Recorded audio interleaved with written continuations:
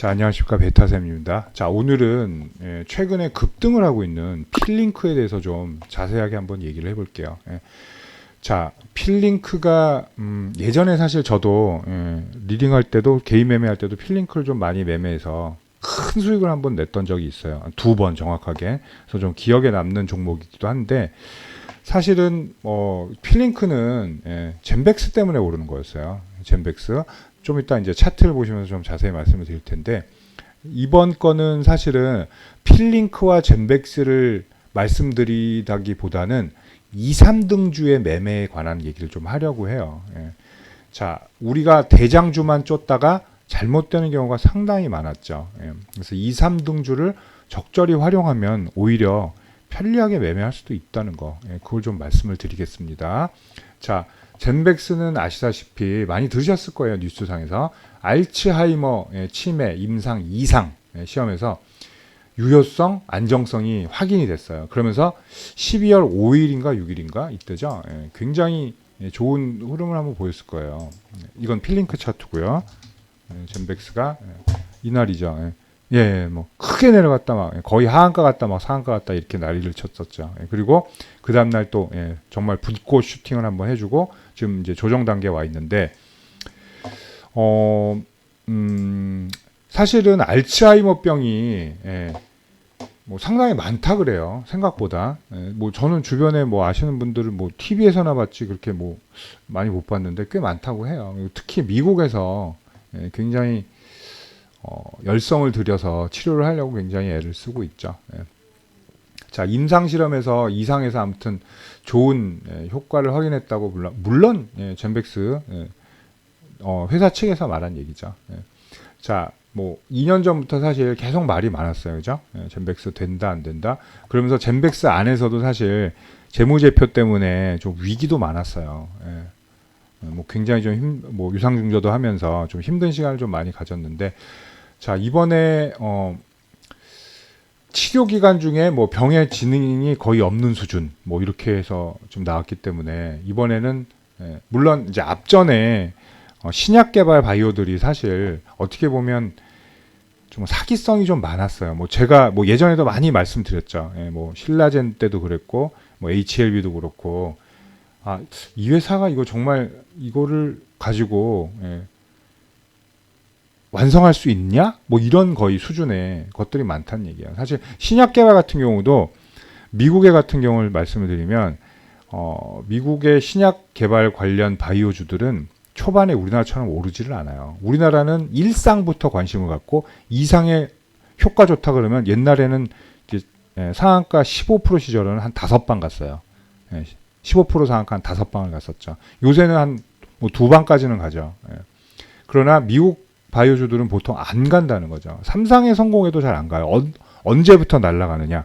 시판 될 때부터. 임상이 3상 됐다고 FDA에서 3상 축하해 바로 팔아 라고 하는 게 아니라는 거죠. 추가의 테스트와 또 그걸 제조하는 과정 그리고 공정 이런 것들까지 해서 빠르면 2년 길면 5년이 더 걸린다는 얘기예요. 그렇기 때문에 나중에 제대로 시판이 돼서 그 약이 판매되는 것까지 확인하고 오른 게 사실 그것도 정상이죠. 근데 사실은 어떻게 보면 그렇게 보면 주식이라는 건 사실 미래를 반영하는 거고, 그렇죠? 미래지향적인 그런 어떤 미래를 우리가 꿈을 먹고 사는 뭐 주식 뭐 이렇게 말하잖아요.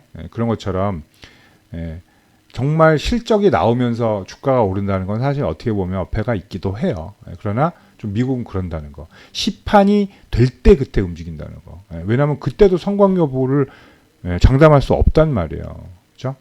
그리고 나왔다고 해도 경쟁 업체 뭐 제약에 비해 별로 효과가 큰 차이가 없네. 라고 할 때는 어때요? 탁월한 그 어떤 성능을 발휘하지 못하면 시장에서 도태된다는 얘기겠죠. 뭐 가격적인 거는 좀 덜 할 수는 있지만 큰 차이가 나면 그것도 안 좋을 확률이 높다는 얘기예요. 그래서 그러나 뭐 젠백스에서는 뭐 이번 임상 2상에서 뭐 굉장히 고무적인 결과라고 하면서 뭐 자축을 좀 했어요. 그리고 뭐 관계자의 얘기를 뭐 이렇게 인용을 하면 이번 결과가 끝이 아닌 새로운 시작 뭐 이러면서 좋은 말은 다 했죠. 이건 GV 1001이라는 약품이죠. 그러면서 젠백스 세 가지가 있죠. 젠백스 그리고 필링크 그리고 젠백스 지오가 있죠. 이 세 개들이 좀 움직였는데 젠백스는 뭐 이날 아까 말씀드렸듯이 뭐 하한가 가진 뭐 위험을 했다가 거의 상가고 다음날 상가고 이렇게 해서 지금 눌림 자리에 있어요. 그렇죠? 자, 이제부터 제가 하려는 말씀들이 이제 중요한 얘기죠. 자, 그럼 젠백스 지오를 한번 볼까요? 얘도 그러네요. 그죠? 얘는 세 방, 이게 쭉 올라가고, 고가 확 올리고, 확 죽고, 확 주고, 확 죽고, 양봉이 슬슬 나오기 시작했죠. 오늘도 하락은 하락이에요. 자, 앞전을 보면, 얘도 많이 무너져 있었다라는 걸 알 수 있고요. 젠백스도 앞쪽을 보면, 어때요? 오랜 시간 방황을 했죠. 바닥에서. 10,000원 깨지면서. 그 전에를 한번 볼게요. 제가 그런 2011년도인가 이때였을 거예요. 어떤 분이 뭐 젠백스의 뭐 몰빵 뭐 이래서 뭐 신화 이런 걸 들은 적이 있어요. 뭐 5,000원에 사서 뭐 2만 원, 저기 4만 원에 팔았다니 뭐 이런 얘기들이 많이 나왔는데 아무튼 이 시절에도 악성 매물들이 굉장히 지금 많다는 거죠. 그리고 그 근처까지 다시 왔어요. 이때도 계속 알츠하이머 얘기는 계속 돌고 있었죠. 자, 최근 흐름은 어쨌든 한 100거래일로 한번 볼까요? 짧은 봉들, 재미없는 구간을 거치고 이제 막 시세를 내고 시작했는데 좀 불안정하죠. 자, 만약에 직장인이 매매한다고 볼게요. 자, 상 거의 두 방이야. 시초가 갭 상승 떴어. 자, 때려보자. 자, 왜 우리가 이런 급등주를 보면 추격 매수하는 이유가 뭘까요? 돈 벌기 위해서겠죠. 누구도 내가 산 자리가 고점이고 이제 더 빠질 거야. 그렇게 해서 사는 사람은 아무도 없어요. 더 오르는 걸 기대하고 사죠. 그러나 원칙이 없어요. 이렇게 볼 때 이전 저항이라도 체크하시는 분이 없어요. 거의 없단 말이에요. 그리고 뭐 게시판, 뭐 네이버 게시판, 게시판을 제가 뭐 비하하는 건 아닙니다. 그런데 자꾸 안 좋은 정보들을 의존한다는 거죠. 그러면서 따라가다 보니까 미스할 경우가 상당히 많다는 거죠. 자, 근데 문제는 뭐냐면요. 이런 데서 사버리면 대장주들은 대응이 어려워요. 물론 대장주를 해야 되는 이유가 있어요. 바닥일 땐 무조건 앞날을 보고 그게 그 이슈가 터질 거라고 믿으면 반드시 대장주를 사는 게 맞습니다. 그러나 이렇게 짧은 기간에 급등락을 즐길 때는 대장주를 피하는 것도 좋은 방법이 돼요. 왜냐하면 대장주는 뭐예요? 결국엔 물론 이렇게 젠백스처럼 얘네가 만들었으니까 이게 대장주일 수도 있지만 예를 들면 뭐 정치인 관련주 같으면 뭐 안랩도 있고 뭐 써니전자 뭐 등등 굉장히 많잖아요. 거기서 대장주는 안철수랑 가장 친한 사람? 그런 게 아니에요. 시장에서 이미 정해져 있는 거죠. 즉 쉽게 얘기해서 제일 많이 오르고 제일 빨리 반응하는 것들, 가장 힘이 좋은 것들 이런 걸 우리가 대장주라고 하죠. 그렇죠? 근데 젠백스 같은 경우는 급등락 지점에서 대장주를 건드리면 이 이슈로 뭐가 위험하냐면요. 직장 다니신 분들은 일을 못해요. 만약에 직장을 다니신 분 중에 이렇게 매매가 가능하다면 다르죠.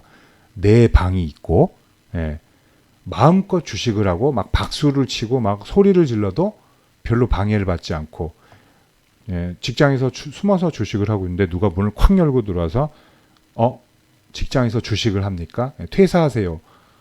이렇게 쉽게 해서 잘릴 염려가 없는 분들은 해도 돼요. 급등락 큰 것들 감당할 수 있으면. 근데 대부분 그렇지 않다는 거죠. 직장을 다니신 분들은 좀 눈치도 봐야 되고 스마트폰으로 하는 경우가 되게 많죠. 그런 분들은 급등락 클 구간에 사실 대응하기가 굉장히 어려워요. 우리가 PC로 이렇게 마우스로 천천히 클릭해도 급등락이 많을 때는 빨리빨리 팔아 이러면서 그런 경우 많죠. 매도를 매수로 눌리는. 1,000주를 샀는데 빨리 팔아야 돼. 이거 위험해 하고 팔았더니 휴 하고 한숨을 쉬었더니 이상하다. 왜 2,000개가 돼 있지? 이런 경험이 있으실 거예요. 위험하다는 거죠. 자, 그러면 조금 관계가 덜한 젠백스 지오. 자, 얘도 근데 마찬가지긴 하죠. 이런 날 2월, 12월, 10일을 한번 보세요. 시가 약간 마이너스 됐다가 이러면 사실 실망을 하겠죠. 아, 상한가 떠고 시가가 안 떠. 그러면 이제 추격했던 사람들은 이제 던지는 경우도 물론 많고, 그러다가 보통 어때요?